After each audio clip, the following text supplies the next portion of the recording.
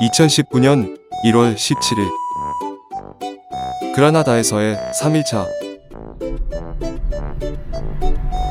우리는 아침 일찍 일어나 차를 타고 엘초로역으로 향했다. TV에서 보고 꼭 한번 걸어보고 싶던 길. 우리는 오늘 세상에서 가장 위험한 길이라는 왕의 오솔길에 갈 예정이다.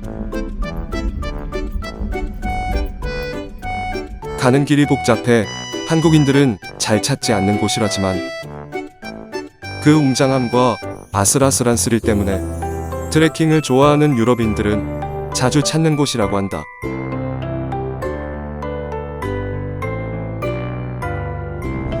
고속도로를 달리는데 뭉게구름이 한창이다. 너무 오랫동안 타지에 있으니 문득 한국의 하늘이 그립기도 하다. 한국 노래를 듣는데 왠지 코끝이 찡하다.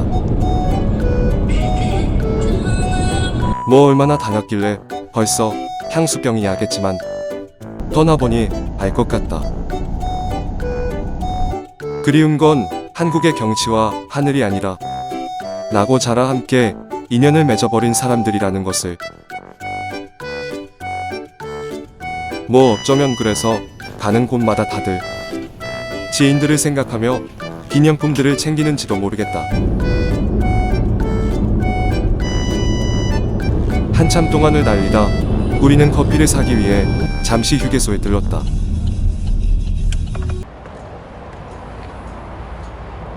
그리고 따스한 커피 2잔을 들고 다시 차에 올라 고속도로를 탔다.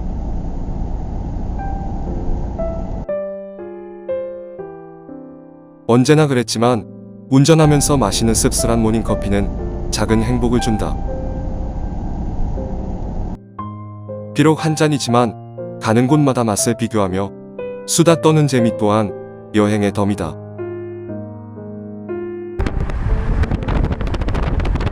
고속도로를 빠져나와 국도를 달리자 한적한 산골 풍경들이 끝없이 이어진다.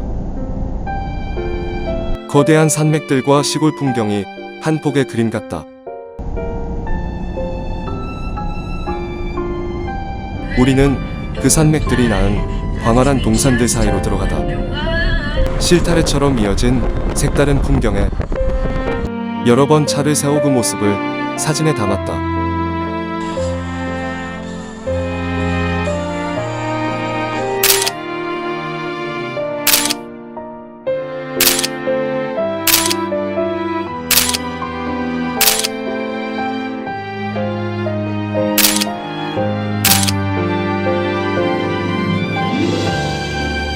국도로 들어선 지 한 30분 정도 흘렀을까.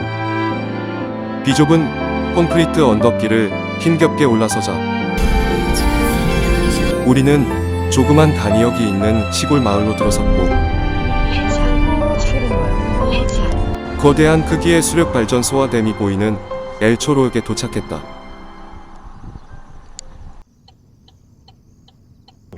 Devorou todos os livros de ciências que apareceram. Ainda criança montou um laboratório. 1921년 수력 발전소가 완공되자 De família pobre teve que trabalhar. 수많은 건설 인부들의 작업용 통로였던 이 왕의 오솔길은 버려졌다. 애초부터 건설용 간이 통로로 지어졌던 터라 발전소 완공 이후 마을 사람들은 굳이 이 위험한 길을 이용할 이유 자체가 없어졌기 때문이다.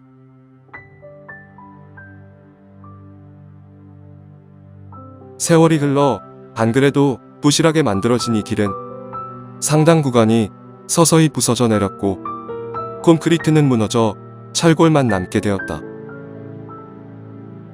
한마디로 말만 길이지 실제로는 폐허나 마찬가지. 하지만 이 위험한 길에 도전하는 용자들이 나타났고 유럽 내 내놓으라 하는 모험가들이 이 길을 건너기 시작했다. 이 길에 도전하다 사망한 사람만 20명. 급기야 2000년에는 이곳을 건너다 3명이 연달아 추락사하였다. 어찌 보면 바보들이나 하는 무모한 짓. 하지만 사람들의 호기심과 모험심은 끝이 없었다. 아니 어쩌면 그러한 모험심과 호기심들이 모여 보다 나은 세상을 만들어 왔는지도 모르겠다. 2000년 급기야 안달루시아 정부는 이 길을 폐쇄하고 벌금까지 물렸으나 세상에서 가장 위험한 길이라는 악명은 더욱더 퍼져 이후로도 몰래 이 길에 도전하는 사람이 많았고 내노라 하는 모험가들 사이에서는 꼭 건너야 할 필수 코스로 여겨지기까지 하였다.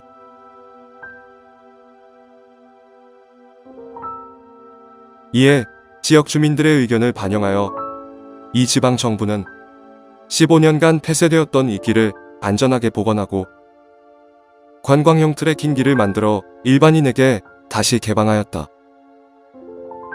그리고 이 소문을 들은 많은 유럽인들이 이곳을 찾게 되었고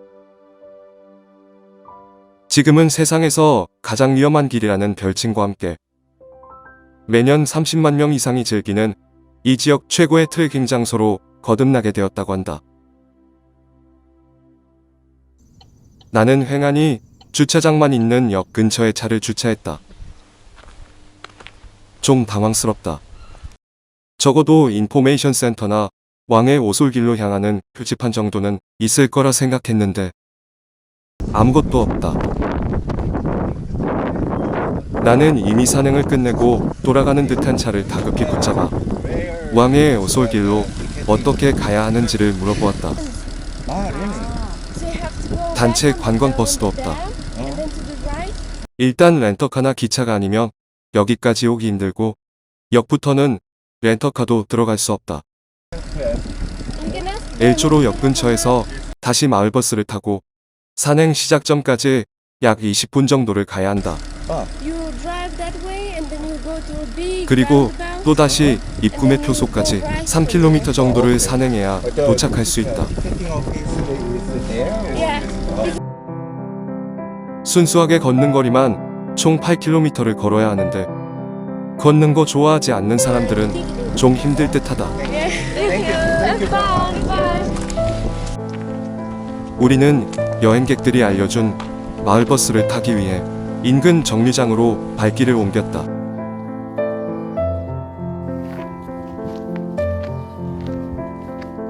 정류장에서 탑승하기를 기다리는데 아이들 표정은 밝다. 이것저것 물으며 당황해하는 내 모습이 이 녀석들한테는 우습게 보이는 모양이다. 이 차가 맞긴 하겠지? 우리는 어찌어찌 버스를 타고 그 버스는 산행 시작점을 향해 출발했다.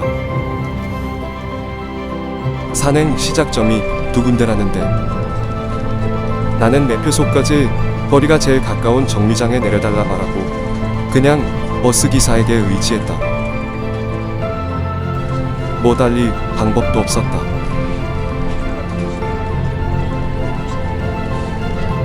커다란 협곡에 놓인 다리를 건너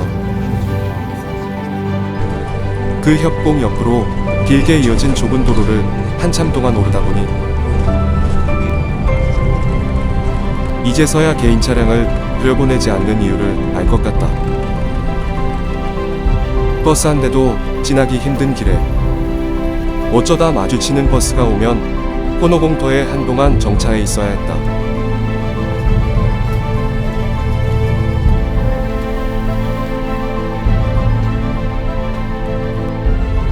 우리는 한동안 그 좁은 협곡길을 달리다 입구로 향하는 거대한 동굴 앞 정류장에 내려 간단히 점심 식사를 하였다.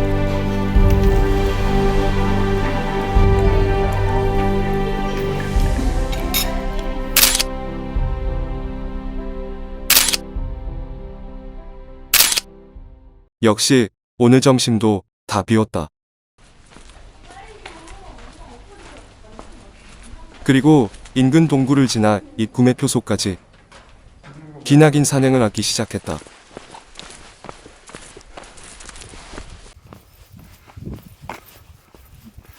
가다 보니 이 깊은 산 중의 인적이라고는 우리 가족밖에 없다. 이정표라도 있으면 좋으련만 그런 건 도무지 찾아볼 수 없다.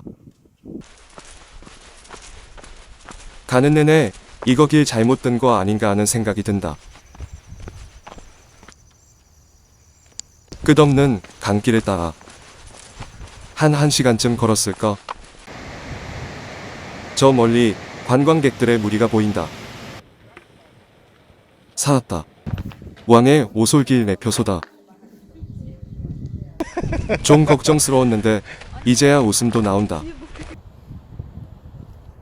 우리는 인당 11호를 내고 티켓과 안전모를 받아 왕의 오솔길로 향하는 자갈길을 다시 걷기 시작했다.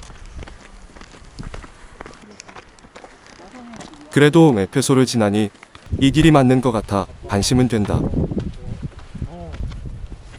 한국에서도 볼 듯한 평범한 계곡길을 한참 동안 걷고 쉬다.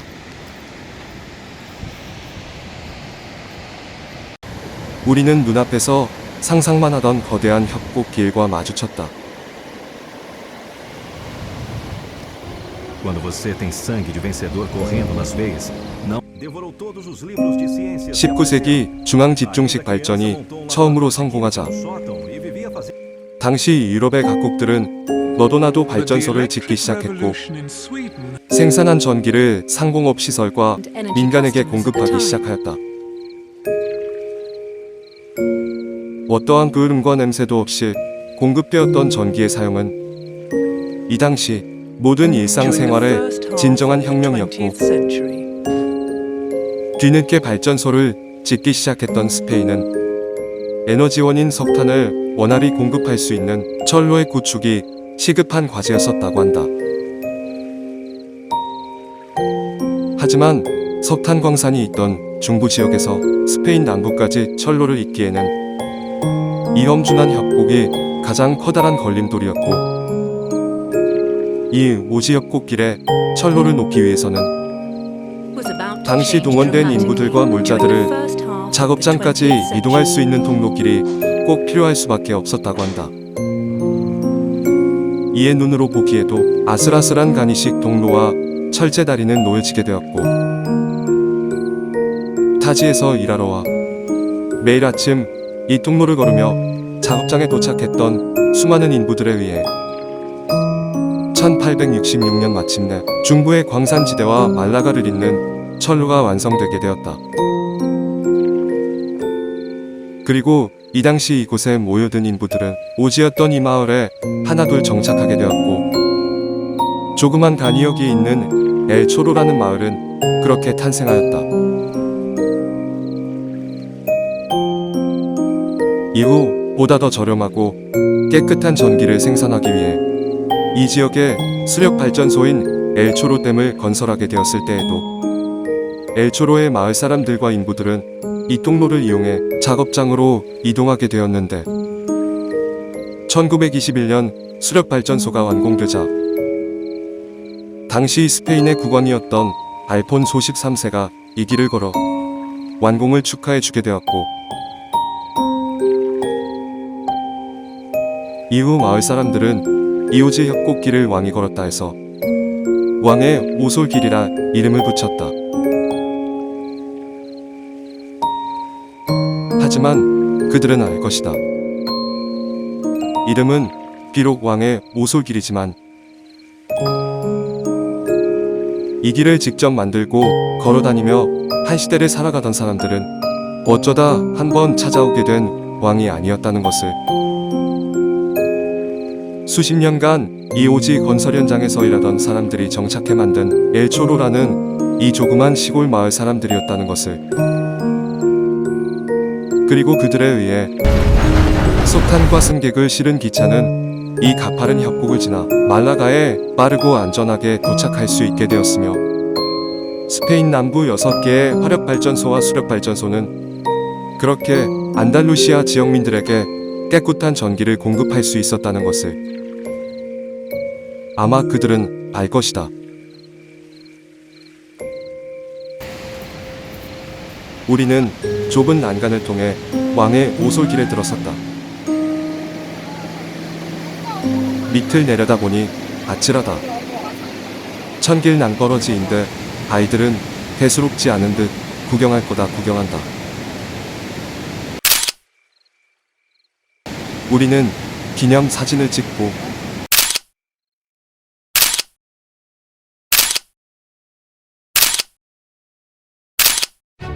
그 조그만 난간을 따라 아슬아슬한 협곡사의 길을 걷기 시작했다.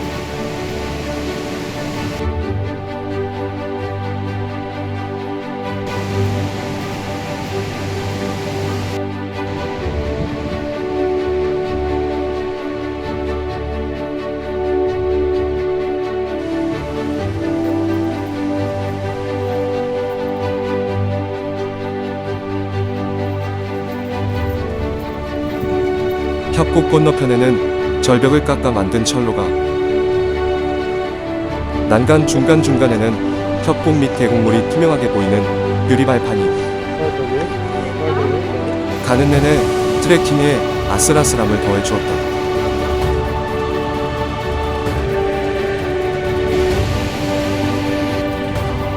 나만 아찔한 건가? 수백 길은 좋게 될 듯한 협곡도, 인용이 날아올 듯한 깎아지른 절벽 사이 길도, 그리고 아슬아슬한 계단과 가는 내내 세차게 들리는 계곡 물소리도. 아이들은 뭐 별로 무서운 기색이 없다. 안 무서워?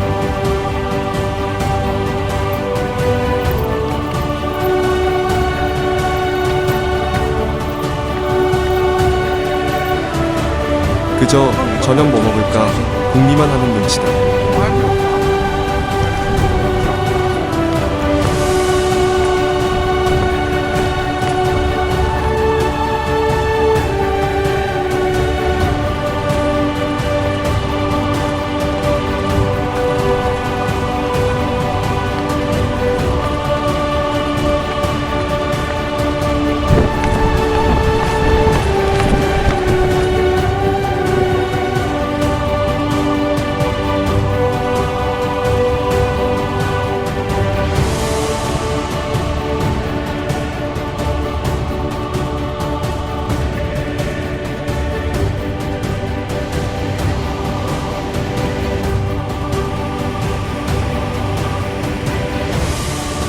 한참 동안 그 아슬아슬한 난간 길을 지나가자 우리는 이 트레킹의 클라이막스, 협곡과 협곡 사이를 잇는 철제다리와 마주쳤다.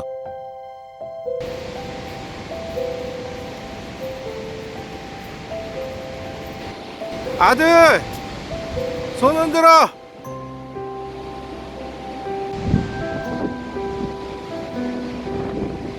아들과 딸이 먼저 건넌다.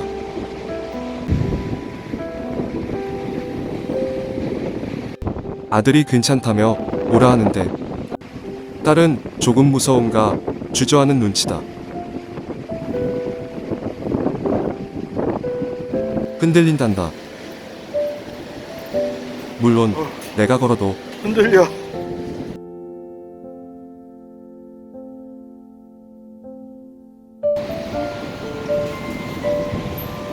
우리는 무사히 그 철제다리를 건넜고 이후로도 우리는 한참 동안 이 끝없는 난간길을 걸어야 했다. 트레킹을 시작한 지 2시간이 지나서야 우리는 종착지에 도착할 수 있었다.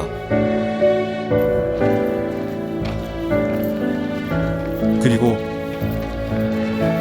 아이들 표정을 보니 이제서야 좀 안심이 든 듯. 나를 보고 손까지 흔든다.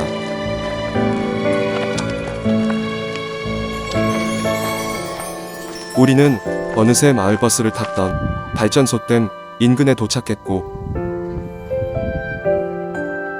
안전모를 반납한 뒤 인근에 길게 늘어선 역사 안내판들 속에서 이 마을을 만든 사람들과 빛바랜 사진들을 한참 동안 둘러볼 수 있었다.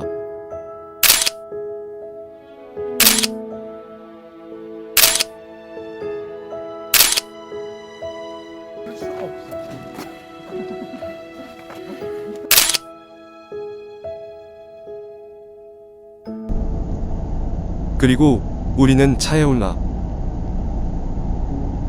숙소로 가기 위해 그라나다로 향했다. 우리는 그라나다에서의 세 번째 날을 그렇게 왕의 오솔길과 함께했다.